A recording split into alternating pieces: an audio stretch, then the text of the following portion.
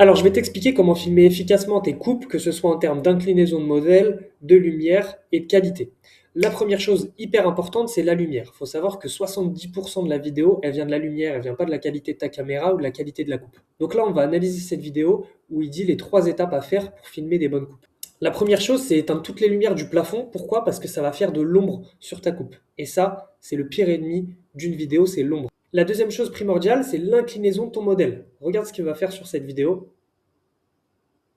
Voilà, il va le pencher légèrement pour que la lumière vienne bien refléter la coupe. Ensuite, au niveau de l'arrière-plan, il faut toujours penser que ton modèle doit être éclairé et l'arrière-plan sombre. C'est ça qui va donner du contraste sur ta vidéo finale. Et pour finir, si tu t'éclaires à la ring light, c'est important de fermer les rideaux, d'éteindre toutes les lumières et d'être vraiment dans le son pour qu'il n'y ait que la lumière de la ring light qui vienne taper sur la coupe. Et plus la ring light est proche, mieux le résultat sera. Voilà, comme il le dit dans la vidéo. Maintenant, on va se retrouver sur CapCut pour analyser les erreurs à ne pas faire quand tu vas te filmer face caméra.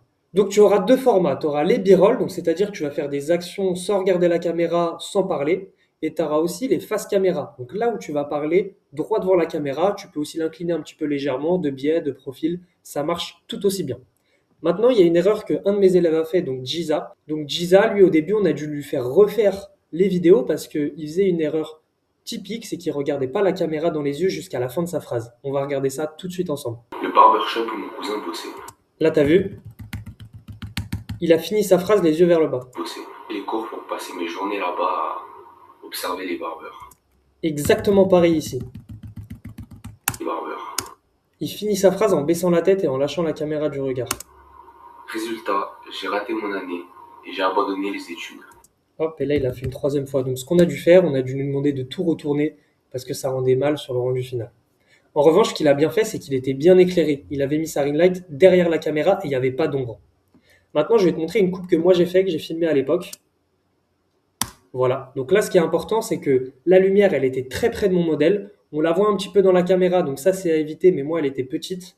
J'avais fermé tous les rideaux, parce que là, on était en pleine journée, hein. J'avais tout fermé, et du coup, l'arrière-plan, il était légèrement plus sombre que mon modèle. Maintenant, ce qui est hyper important aussi, si tu filmes à l'iPhone, c'est d'activer le mode 4K 60 fps. Et surtout, c'est pas tes mains qui vont bouger, c'est ton corps en entier. Regarde. Tu prends ton téléphone, tu vas le tenir à deux mains, et pour faire des beaux avant-après, c'est tes bras qui bougent. Tu vois, vers l'avant, de côté, de bas en haut, mais c'est ton corps et tes bras qui bougent. C'est surtout pas ta main. Toi, ta main, elle doit rester fixe. C'est pour ça que moi, quand je fais mes vidéos, je les tiens à deux mains. Dernière chose, si tu veux filmer à la lumière naturelle, c'est hyper important qu'elle soit derrière toi. Pas totalement, parce que sinon ton corps va faire de l'ombre sur le modèle, donc légèrement en biais. Du coup, si elle vient de dans ton dos, tu te mets légèrement de profil pour filmer la coupe, en pensant bien du coup à incliner légèrement la tête du client.